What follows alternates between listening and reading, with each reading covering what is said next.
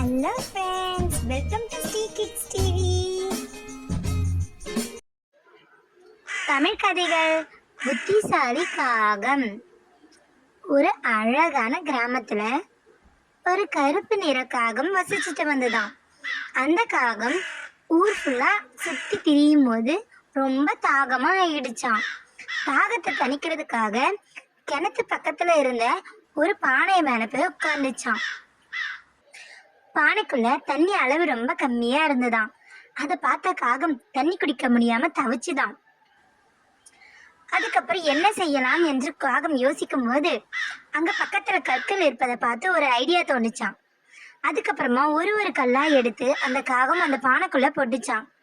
இப்போ தண்ணியோட அளவு அதிகமாகிடுச்சான். இப்போ காகம் தாகம் தீர தண்ணி குடிச்சிட்டு அங்கிருந்து பறந்த மறுபடியும் ஊரை சுத்தி பார்த்துச்சான். Thanks for watching our channel. Like, share and subscribe us.